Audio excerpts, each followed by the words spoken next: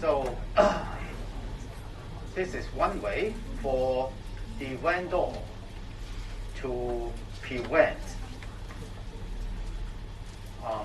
the purchaser from asking or raising some requisition that he could not answer. He just agreed with him. Okay, now I tell you, this is the problem. Take it or leave it. If you want to leave it, let's forget about it. If you want to take it, then agree. You are not going to raise any requisition on the problem, illegal structure in this case. And in fact, in the Court of Final Appeals case, Jumbo King, we just saw about, there was a clause, widely drafted in the formal sale and purchase agreement to limit the vendor's liability to the existence of illegal structure on the premises.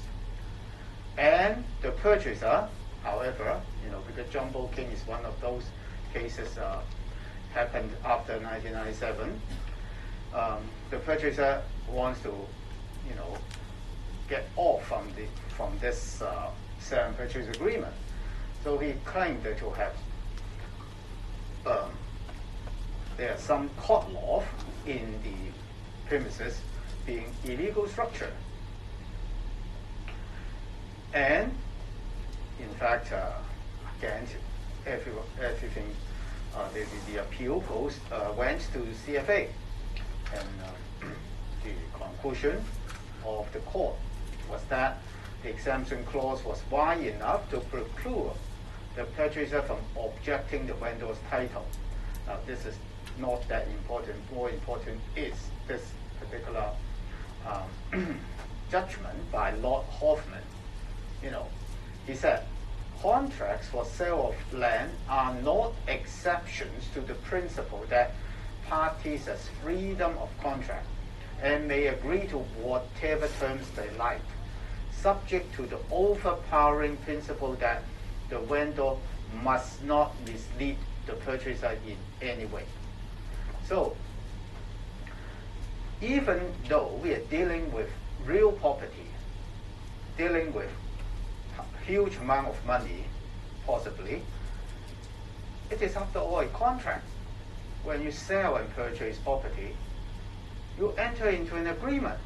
If you agree, then that's it.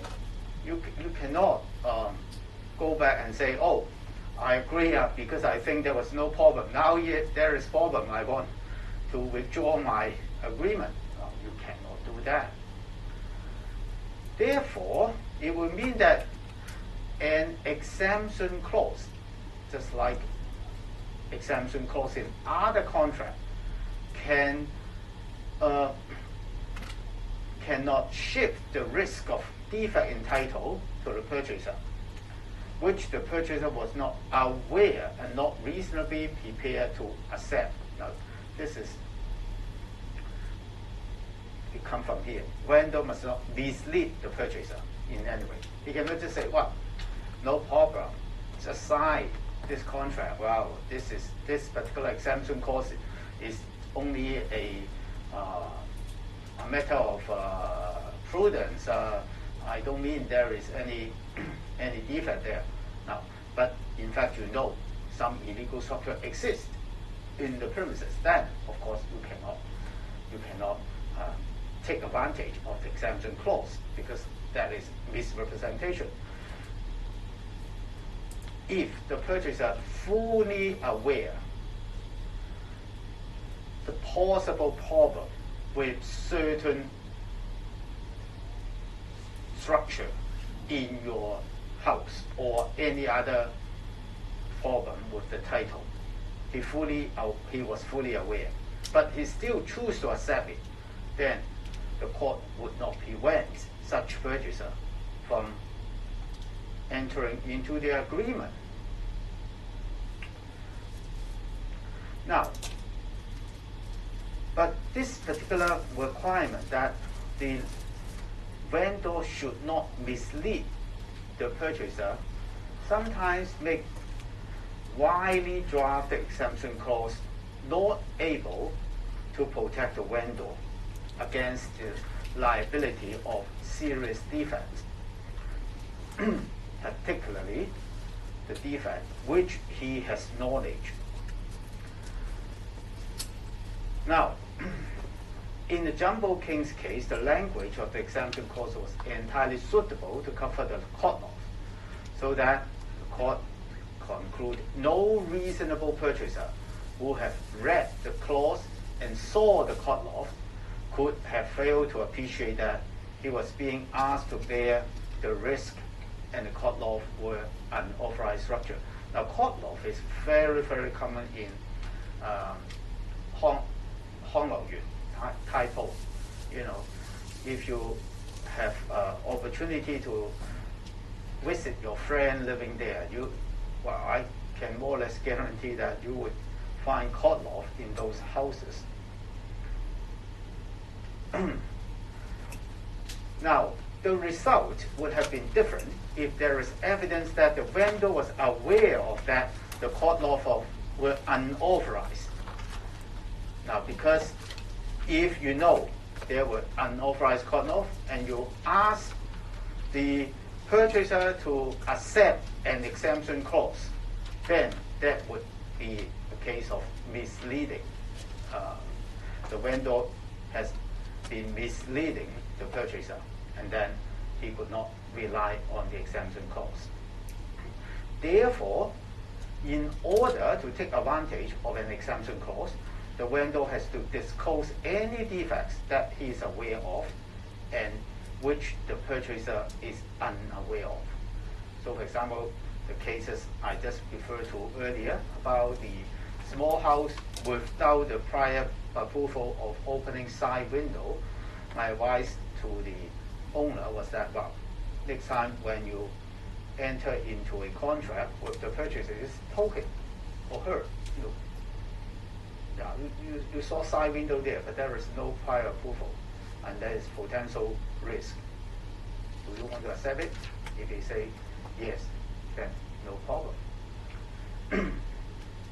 And another way to avoid that kind of thing is to purchase an insurance, but I don't want to go into detail about that.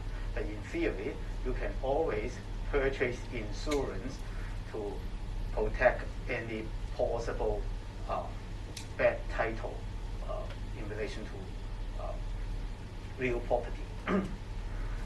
And the reasoning of Jumbo King was applied by Justice Maria Yuen, when she was on the High Court. In this case, Modern Sino Limited. Now, again, 1999, more or less similar situation, happened in those days. In those days, our slogan is "Tap Kai Dog Tap Ball,"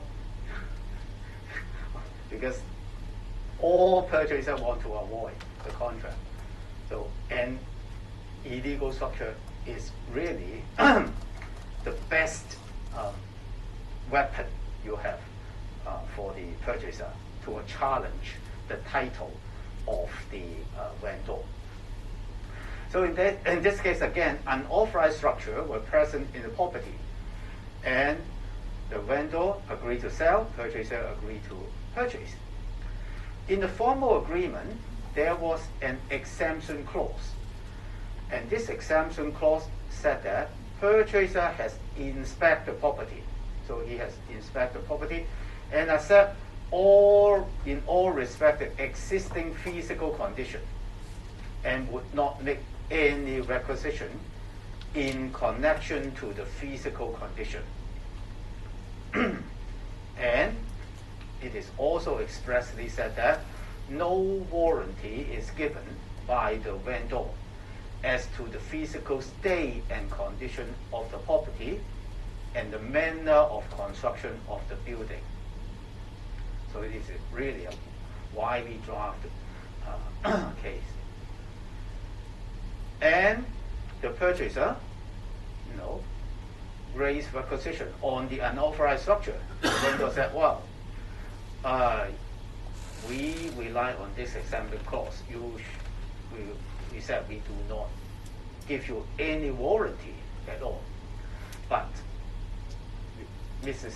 Justice Yuan said, the clause was not wide enough to preclude the purchaser's objection to the title on the ground of presence of illegal structure. Now, because if we go back to this case, they only protect the vendor in relation to the physical state. For example, if the house turns out to be structurally unstable, then this clause may cover it, but it does not refer to illegal structure. And also, one of the reasons that the court said the exemption clause did not protect the vendor is that the vendor was aware of the existence of illegal structure, but the vendor did not disclose the illegal structure to the purchaser. Well, in fact, if there is no 1997 market slump, the illegal structure present in the house would be an attraction. The vendor would say, look at the court loft here. I spent a lot of money to build this, and you have extra space. The purchaser, yeah, exactly. I like this court loft very much. That was the before 1997 when the market slumped. But after the market dropped significantly, all point purchasers try to get off from the contract. So we have this challenging title gains. And I remember there was a case that was handled by me, and it was really interesting case. Again, it is about a house in Hong Kong. When the purchaser inspect the house, okay, the garden was on level ground, okay. After the sale and purchase agreement was executed, market dropped. At that time, it was about 28 million. Yeah, about that range of money. But because of the market, by the time the contract was going to complete, the cost dropped at least 1/3. So the purchaser, of course, do not want to complete. If he can get off, he can enter into another agreement with another house, which are much lower price. And then the purchaser solicitor find out that the garden should not be level. It should be something like this. There should be a slope. So they are trying to argue that, well, this is illegal structure. And my instructing solicitor advised the advised the vendor to get some people to, take off this soil altogether. So by the time they are ready to complete, the house stand like this. This, of course, I'm not a good painter, so it's not really that close to reality. But anyway, it becomes a slope, and it is completely match the original building plan. And of course, there were also some cut-off within the house. So the purchaser, of course, said, well, even though now the configuration of this house is in accordance with the building plan, this is not what I want. I want a level garden. And that's why I entered into the sale and purchase agreement. I want to build a swimming pool here. And then, of course, I advise my clients to see, whether you can build a swimming pool on a slope. And in fact, it can, but more expensive. And we say, well, we are going to pay you the extra money for the building of this swimming pool on the slope rather than a level garden. And then, of course, it ends up to have litigation at high court, and my opponent was now the permanent judge in the CFA. And of course, that time he won. This is actually my, I think, third or second case I conduct in high court, years before. One of the reasons the judge find in favor of the purchaser is that well, this is a house close to $30 million. The purchaser would be entitled to enjoy what he expected when he signed the agreement. So when he signed the agreement, the garden was level, but now the garden was actually on a slope. Then it is not the same house that the purchaser was expecting when he signed the contract. Therefore, we are in breach of the contract. So everything could happen in those days. Now, of course,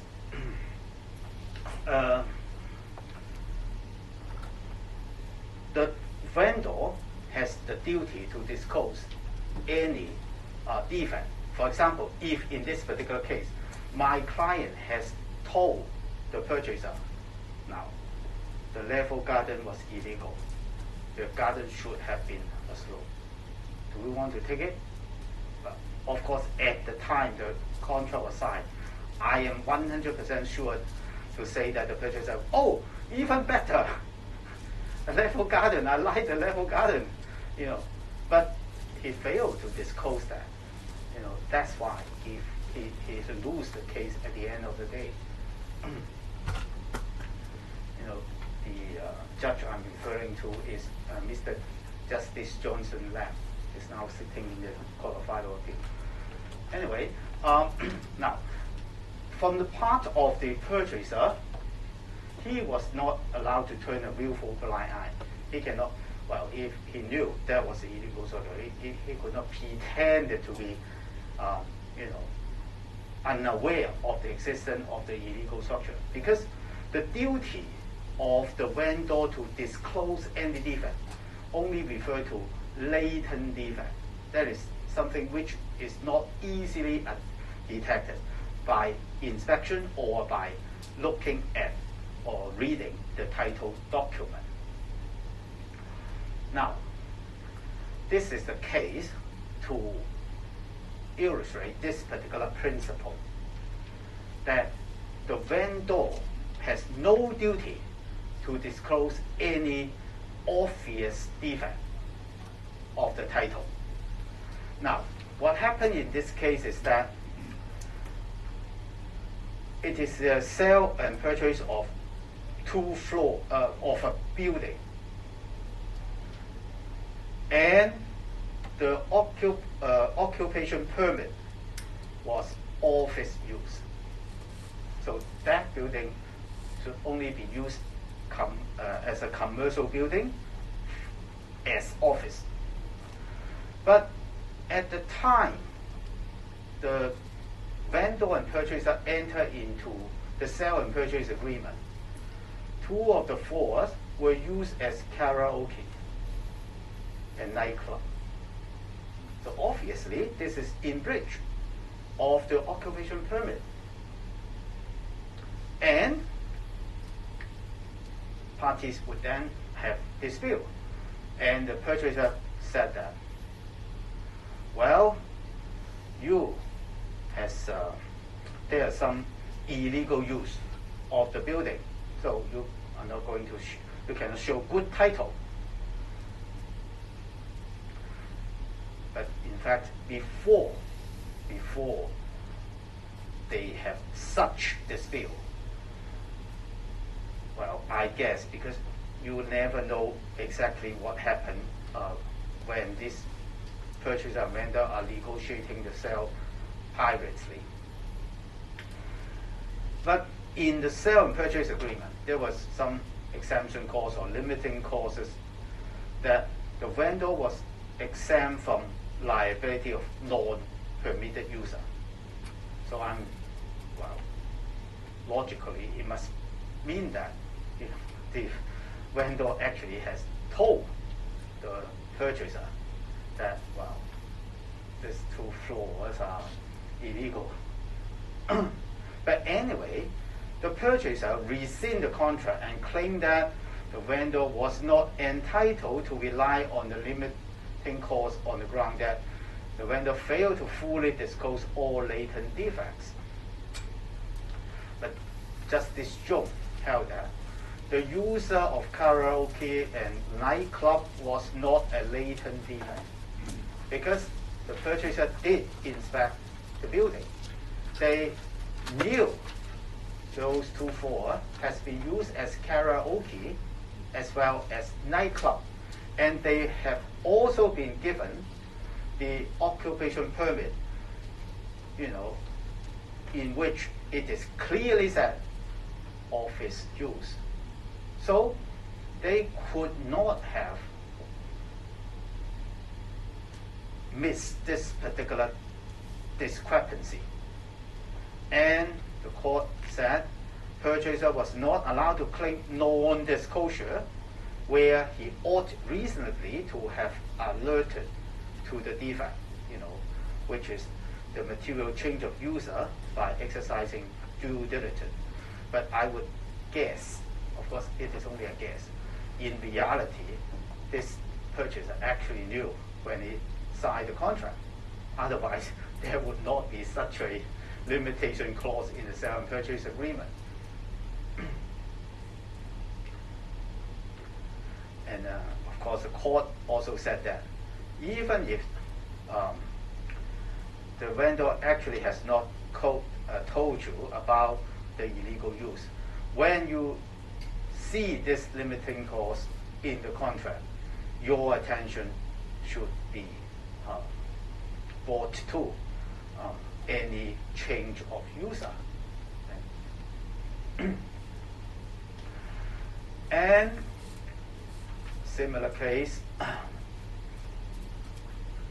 in which the court again further clarified the principle of applying these limiting clauses. Now in this case, the purchaser was acting for a professional speculator. Professional speculator means that this guy has many experience in sale and purchase of real property, and he would know what is legal or illegal structure. And again, this is about entitled. In the provisional agreement, there was no reference to the vendor's duty to show and give good title, which is rather strange. Now, at the same time, purchaser and vendor enter into collateral agreement. Collateral, that means not the formal sale and purchase agreement. They enter into another agreement that they put it in their pocket. Why? Why they would do that? It is a case which is common when the vendor and purchaser well knew there was illegal structure in the property. Vendor wants to protect his interest, so you don't raise any requisition. But if you put this particular clause in the formal sale and purchase agreement, the mortgage bank lawyer will say, oh, why you have this clause? It must mean there is illegal structure in your property. Well, in that case, the mortgage bank may not agree to advance the loan to you, or the amount of loan would be much reduced. Therefore, vendor purchaser would hide away from those banks about the illegal structure or bad title of a property, but they would enter into a separate contract. When if there is dispute, the one party may take this contract out to show, well, it. This is exactly what happened in this case. In the collateral agreement, vendor said he gave no warranty that there were no unauthorized structure on the property. And as I said, I more or less can guarantee at least, I can't say 100%, in Hong Kong, but at least 90% of the houses would have illegal structure, one way or another. Gave no warranty that there was no unauthorized structure on the property. And the purchaser confirmed that he has inspected the property and shall make no objection to the title or refuse to complete, etc., in the event that there was any unauthorized structure present on the property. So this collateral agreement clearly indicated that the purchaser was well aware of the existence of illegal structure in the house. But again, he wants to back off. So he raised requisition on the presence of some illegal structure. And the vendor solicitor, because the vendor showed the solicitor the collateral agreement. So the solicitor answered that they were not obliged to answer, but confirmed that no building approval has been obtained in relation to those structures. They are not obliged because there was a collateral agreement, but they still did not want to bring this collateral agreement into light, so as not to affect, the mortgage, not to bring to the attention of the mortgagee bank. But later on, purchaser refused to complete, and vendor, of course, took out as vendor purchaser summons under Section 12 of CPO, seeking the court to make a declaration that the purchaser has repudiated the provisional sale and purchase agreement. And the purchaser argued that the vendor was contractually bound to show and give good title, even though it is not mentioned in the open contract in the provisional agreement. And he said, also argued, the vendor could not rely on the collateral agreement. The court held that, number one, no express term as to the vendor's duty to show and give good title, and the duty could not be implied in relation to illegal structure, because here they have entered into collateral agreement that purchaser will not object to the presence of illegal structure.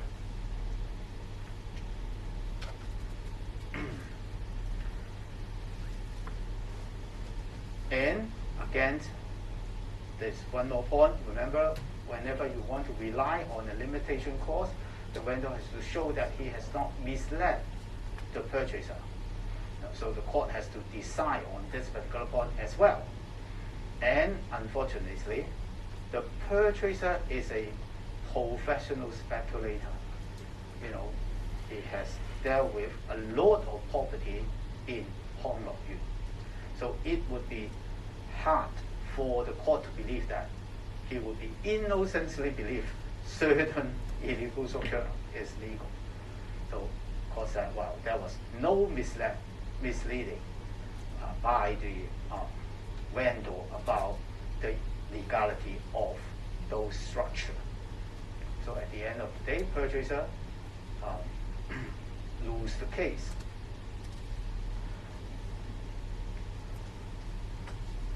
So this court held the vendor was entitled to rely on the collateral agreement and declared that the purchaser has wrongfully repudiated the preliminary sale and purchase agreement.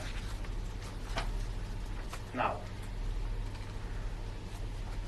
after all these years, we can sum up the possible limitation clauses used by lawyers in Hong Kong. Now, of course, that could not be the exhaustive list.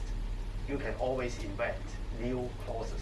But so far, these are the 4 main categories of limitation clauses used in formal sale and purchase agreement.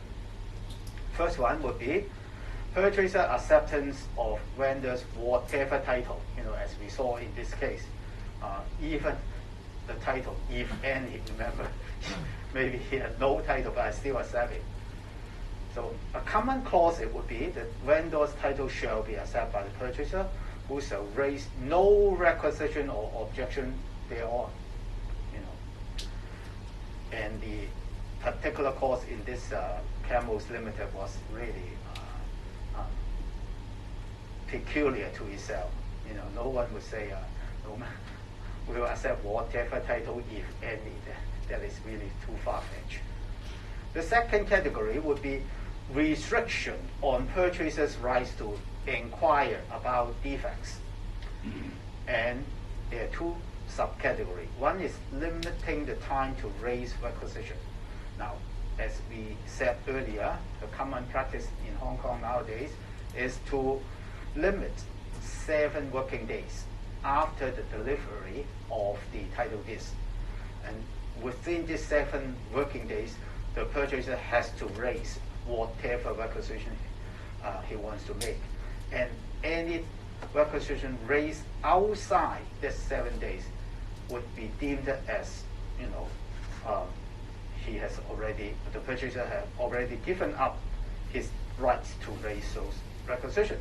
The vendor does not have to answer.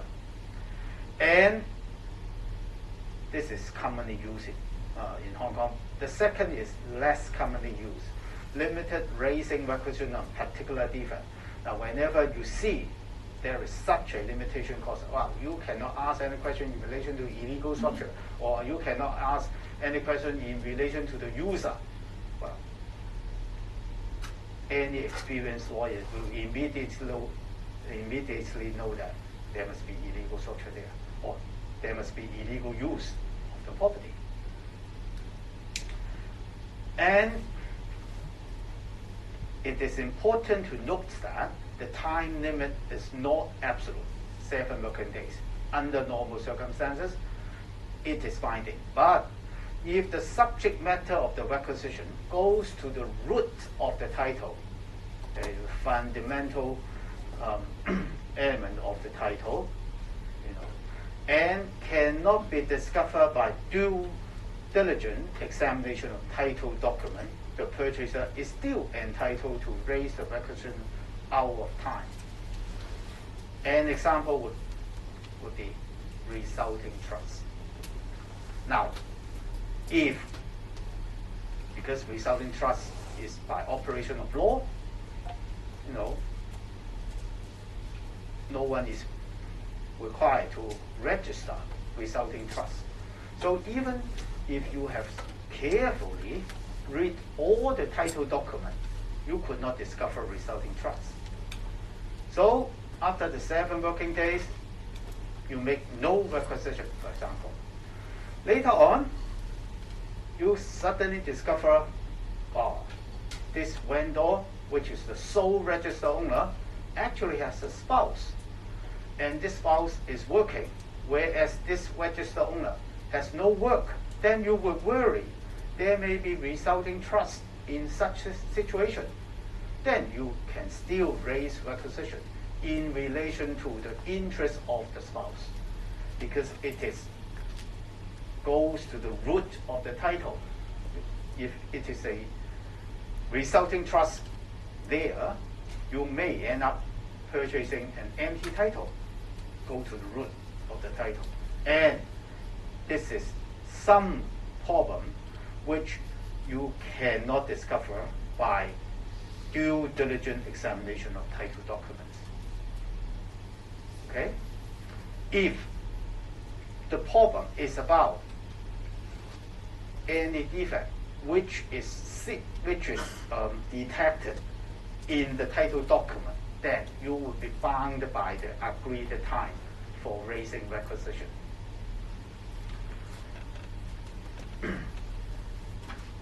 third exemption clause would be something like this. A vendor contracts to sell only such title as he holds. Just like Camel's case. Now, of course, even if such a drastic case, the vendor still has the duty to disclose all encumbrances that he is aware of to the purchaser. And the last one would be the purchaser is deemed to have full knowledge of all the defects. In fact, 3 and 4 are two sides of the same coin. Again, is still subject to this requirement, this duty of the vendor to disclose all defects of the title he is aware of in order for him to rely on this limitation clause. So, in practice, if a purchase or a vendor wants to take advantage of such limitation clause or limiting clause, the solicitor for the vendor must first list out all the defects of title known to the vendor and then clearly spell out this limitation.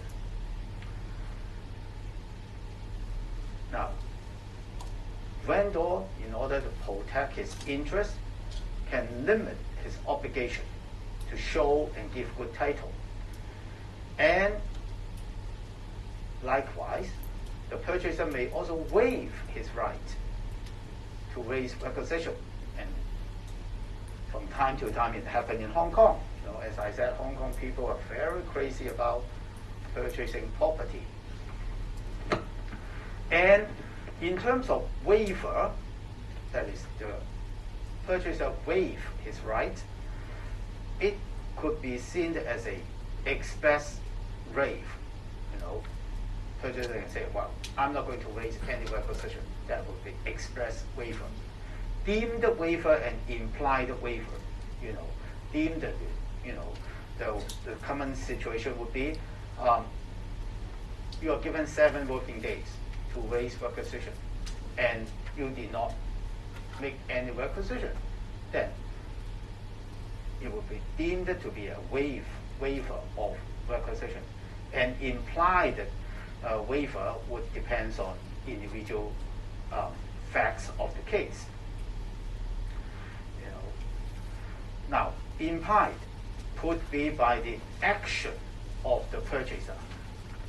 The leading case for this implied waiver is the old English case, Reglode and Miller's contract. Now, what happened in this case is that the purchaser and vendor enter into a sale and purchase agreement. Now, 1883, it was before 1925. So all land in England was unregistered land. So they have to follow this kind of sale and purchase, producing the documents for the purchasers to examine them. Purchaser raise requisition, etc. Now, in that case, after the contract was executed, the purchaser raised certain requisition in relation to the title of the property, and the vendor did not give any answer because the vendor knows he had no answer. Now, the purchaser took possession of the property. That is, they can move in the property. And later on, he wants to back off by saying that the vendor failed to answer satisfactorily his requisition. But the judge, Justice Fry, held that by moving into the property, knowing that the defect in title could not be cured, he has impliedly waived his rights to object to the title. So in that case, the court held that, well, the purchaser could not repudiate the sale and purchase agreement because it waived it. Now,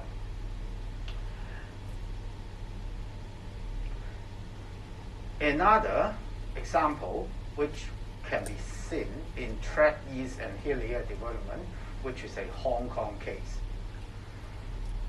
Now, in that case, I remember correctly, it was a confirmor sale. Otherwise, it would not be a 5 days raising requisition. So the confirmer gets the property, get the title deeds and from the vendor, and then he pass on to the title deeds to the ultimate purchaser and give him only 5 days for raising requisition. And the solicitor of the purchaser raised a few requisition.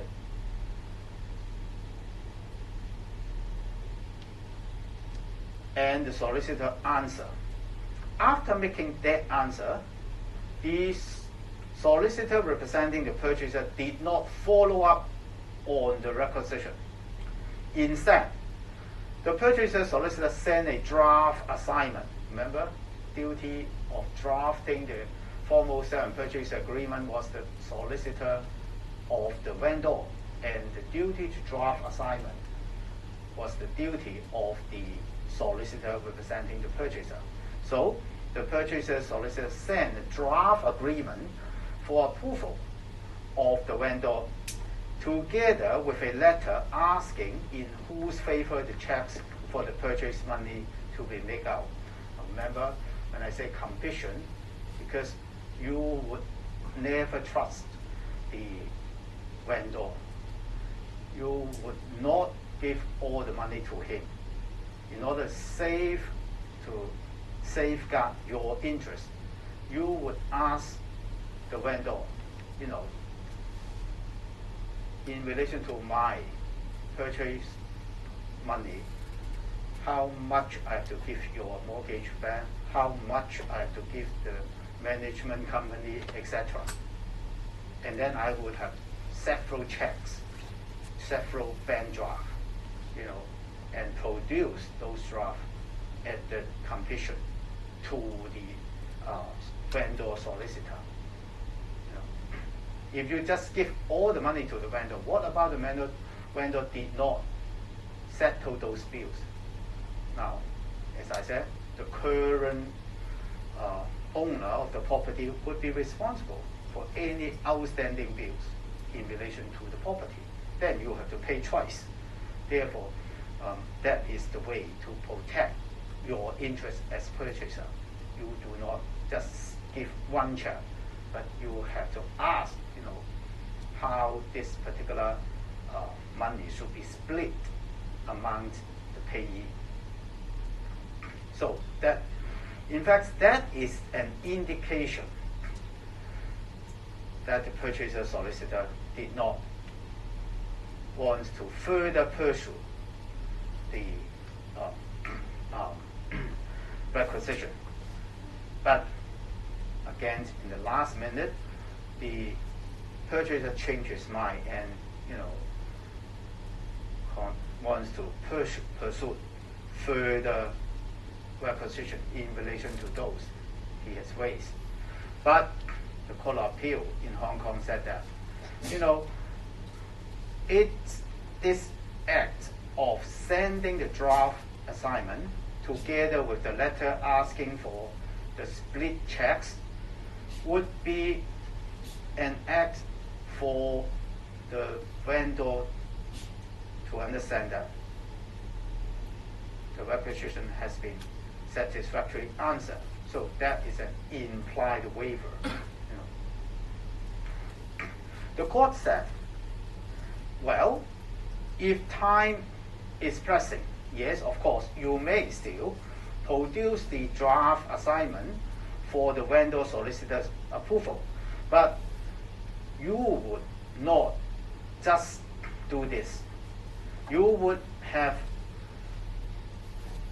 sent a covering letter saying that, now, by sending this draft assignment to you, it does not mean that I would not pursue my requisition. You would say something like that. If you do not do that, it would be an implied waiver. Okay. Now, as I said, difficult to concretely explain what is good title. The better thing is to learn from the opposite. What are bad title? Whenever you see this element of bad title, the title is bad. You know, that concept would be good for examination. You know, proof beyond reasonable doubt. There is no encumbrances and not buying a lawsuit. You know, it is good for answering question in exam. But what does it actually mean? It's difficult to grasp. So we learn from the opposite. What are elements of bad title? Bad title, of course, is an inclusive term, and it means, basically, it means two things. One is that the vendor's title is defective, or it is defeasible. Now, the two words are similar, but the meaning is very, very different. If the title is defeasible, it means a empty title. You got nothing whatsoever. Defective title, it would mean that you may, after you purchase property, you may have to go to court for certain litigation, or you may have to incur expenses to make good certain things, maybe to comply with the order of a government authority. You have to use money to comply that order, or you have to pay compensation to certain persons because there was some liability attached to your house. That is defective title. So defeasible means title can be defeated, total loss of title, void title, real risk of government re-entry. Defective title, title is subject to encumbrances, subject to some claim that impose unreasonable burden on the purchaser as owner. Now, common factors which indicate bad title includes vendor has no title to convey. Now, this is the classic case of no title. Incorporate owner Chongqing Mansion, Chongqing Daiha. I think everyone would know that, even though you may not have visited. Now, what happened in this case is that I would believe it is the original developer of Chongqing Mansion. He have some units unlawfully created in the common parts of Chongqing Mansion.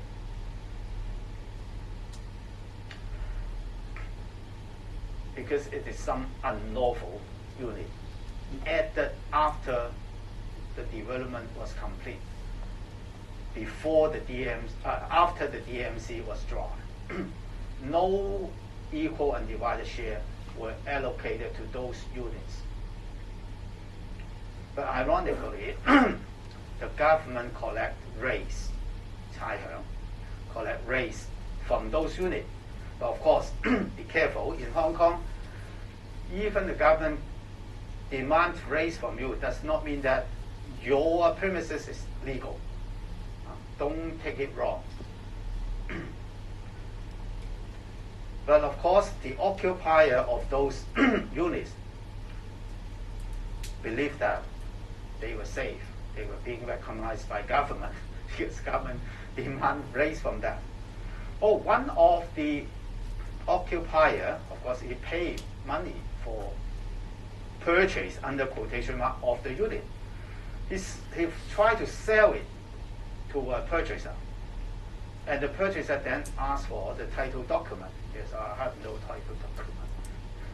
So give me the DMC. Okay, I'll give you a DMC. Well, no reference was made in the DMC about those units. And the court held that occupier of this unit has no title to assign. Because by now you should know, being a co-owner in multi-story building, what do you have? You have certain number of equal and divided share and the exclusive rights to possess certain unit in a multi-story building. Now, in those cases, you don't have the equal and divided share. How even if there may be a contractual right when you purchase under quotation mark that those particular units,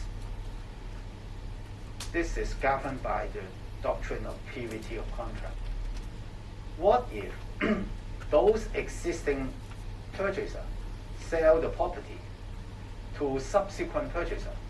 Those subsequent purchasers would not be bound by the agreement, contractual agreement between you and them. In that case, subsequent purchaser can always kick you out because you have no right to stay there without such equal and divided shares. So the court said it is a completely empty title situation. And also, by the way, later on when we discuss the Building Management Ordinance, under Section 16 of Building Management Ordinance, if you have an incorporated owner's form, then the right in relation to the common parts of a multi-story building would be vested on the incorporated owners. The incorporated owners can always exercise their right under Section 16 of BMO to kick out any trespasser, occupying the common parts, because the common parts are supposed to be used and enjoyed by all co-owners in a multi-story building. It is important to note that the vendor was not in possession of title before completion does not necessarily mean he has no title to assign. As long as he has a legal and equitable right to a good title and to compel the person holding the title to assign the land to the purchaser, that would be enough. Indeed, that was how a confirmor can enter into a sale and purchase agreement with a subsequent purchaser. This confirmer has no legal and equitable interest to the title of the property. He only has a contract with the vendor. But with this contract, he can compel the vendor to assign the title to the subsequent purchaser. But at that time, he was not in possession of the title. Well, the leading cases, however, this one, Harlock Elliott and H. Elliott Builders Limited. Now, in this case, Mr. Harold Elliott was the only shareholder and director of this company. Well, of course, this is using his name as the name of the company. The company owned a property, and the property was occupied by Mr. Harold Elliott, on the face of it, as a tenant, as a quarter, for the staff of the company. Now, Mr. Elliott, in his own personal capacity, entered into a sale and purchase agreement with Pearson. He said, I'm going to sell this property I'm now occupying to you. So, sale and purchase agreement signed. Well, Pearson's solicitor took up the case and found out that no, the owner is not him, it's the company. And you have studied business association, you would know that, separate of legal entity. even though you are the only shareholder, you are different from the company you form. So the solicitor representing Pearson said, well, you should not complete this sale and purchase with him because he has no title in relation to the property. He's only the shareholder of the company. And he therefore refused to complete. And Mr. Harold sued Pearson at court for specific performance. And the court held Harold, being the sole director and have the absolute control of the company, could compel the company to assign the property to the defendant. And therefore, court grants the order of specific performance requiring Mr. Pearson to complete the sale and purchase with Mr. Harold.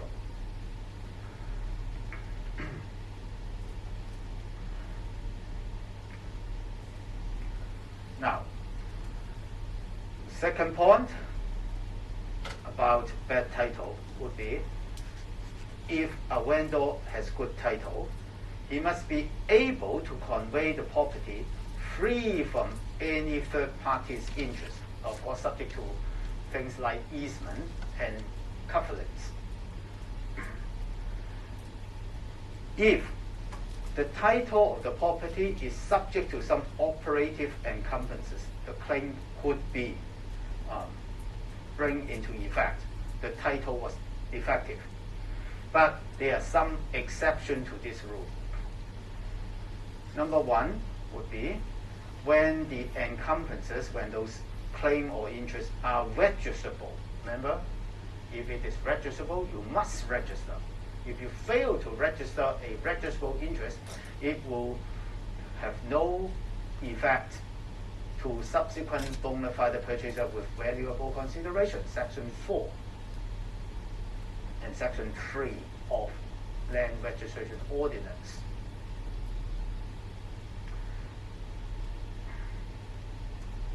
So, if the encumbrances are registrable but unregistered, the vendor may still convey the property to the purchaser without rendering the title back. Another exception would be encumbrances to which the sale is expressly made subject. That is to say, the vendor already disclosed to you. If you want to purchase my property, your property is subject to this particular easement. You are subject to this particular land covenant. I tell you already, you know, you agree. So it is a matter of freedom of contract. And as long as the purchaser agrees, the vendor will have no duty to convey the property free from any third party's encumbrances. The third exception would be, remember the case of Mr. Justice Jones' rule, patent encumbrances. It's so clear, everybody knows it is an illegal use by using the office premises as karaoke, and you agree, you continue with the sale and purchase. Then, of course, the vendor is not required to convey the property to you free from such patent encumbrances. Now, we have a special topic to illustrate what are the encumbrances. So that has to do with that title, whether this encumbrances made the title defective or defeasible depends on the nature of the encumbrances. So it is important for a convincing lawyer to identify different encumbrances that may render a title defective or defeasible. The difficulty with this are that sometimes the encumbrances may not appear to be operative, may not appear to be effective at the first sight. particularly unwritten equitable interest, resulting trust. You cannot really detect that interest in many cases. Now, in fact, resulting trust is not just the subject matter of Wang Qingying, the bus driver Wang's case, but it was quite common in Hong Kong. Another example is this one, Nanyang Finance and Chan Kwok Wing.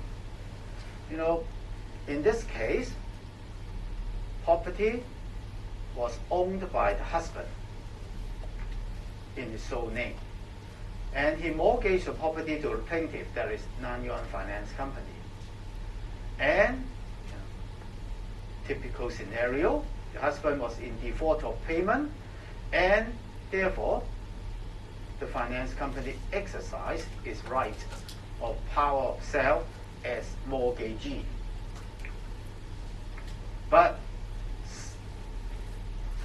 after the finance company entered into a sale and purchase agreement with the potential purchaser, they register the sale and purchase agreement against the title to protect the interest of the purchaser. The wife claimed matrimonial relief. That means the wife said, well, I'm going to divorce with this husband, and I need maintenance pending suit. That means before the litigation of divorce. He also asked for periodic payment. All along, my husband pay me, make this payment to me for my living, so I still want that. If he has no money, I ask the court to exercise the jurisdiction of the court to transfer the property to me instead of the payment. And the notice about this matrimonial action was also registered against the title of the property. Now, it was registered after the sale and purchase agreement. So, in theory, the sale and purchase agreement would have priority over this notice. But the purchaser, after he noticed the registration of this notice, he refused to complete. He said, well, there is some problem, potential problem here, because I don't know whether this wife has any interest in the property under resulting trust. And therefore he refused to complete, and when the finance company tried to push it to completion, he sued the finance company as mortgagee, seeking a declaration that, the finance company said, well, it's over. I'll sue this purchaser for specific performance, and also a declaration that he has shown good title.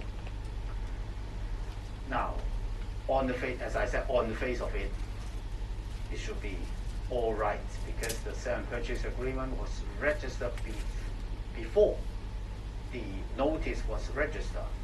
But the trial judge said that the notice was encumbrances because the matrimonial court had power to order the transfer of the property to the wife.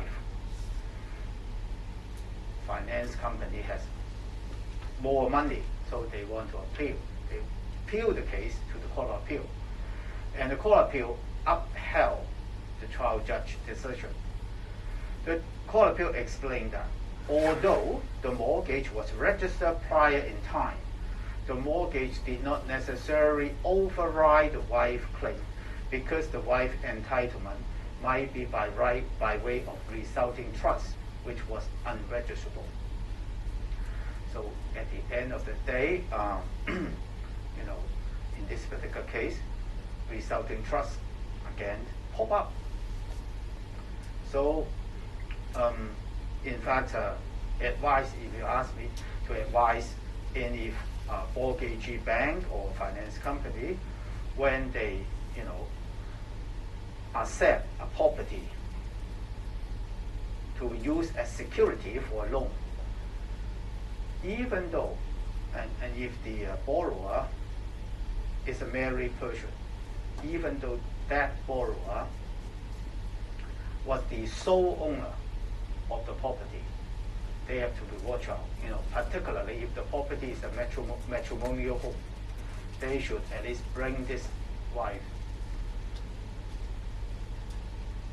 ask her to agree with such mortgage. And of course, they have also to be careful about the possibility of undue influence.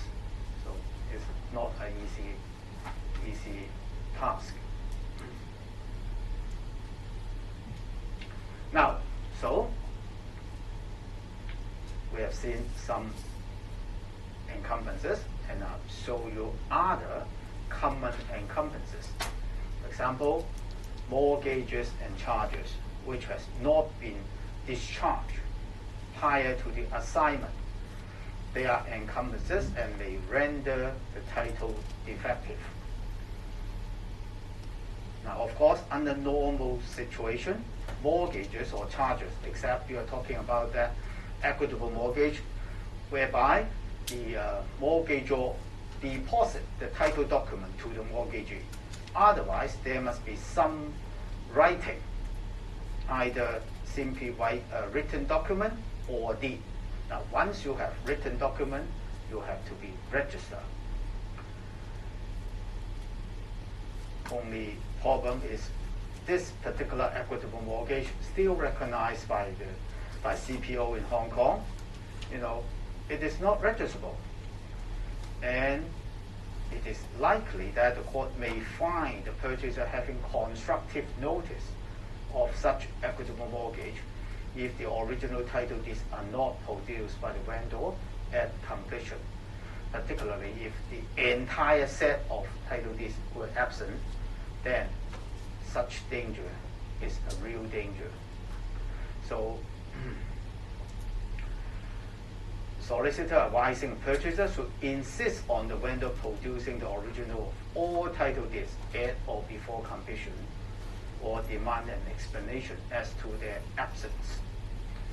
Of course, nowadays, the purchaser would be in a stronger position by virtue of Section 30, capital A. Now, mortgage is problem for many new territories land, because in the old days, say 1910, 1900, 1920, etc., in those old days, there are many people using their land as security, but of course, at that time, the money $10. I have come across mortgage for $10, $15, $20. Of course, in those days, the money is much more valuable than we are having today. But such mortgage was registered against the title, has never been discharged. Now, once you have this mortgage attached to the land, it would, on the face of it, this is not a good title, because we do not know whether that amount of money was the whole story of the mortgage. And sometimes, if you are lucky, you find some judge who are practical enough, they would treat such mortgage of losing any effect. But the more common situation would be the court said, no, the title is not good because it's subject to mortgage. Now, I'm not going to spend too much time on that because we are closing to 15 to 10. But I'm just, briefly talk about 12A now. Next time we'll talk a little bit more.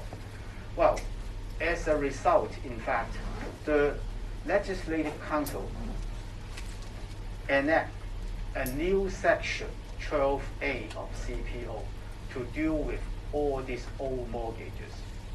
And this becomes a way for owners of land, owners of new territories land, which were subject to such old mortgages in the last century. And I have dealt with a number of this kind of application in my practice. Okay, I'll see you on Friday. This is the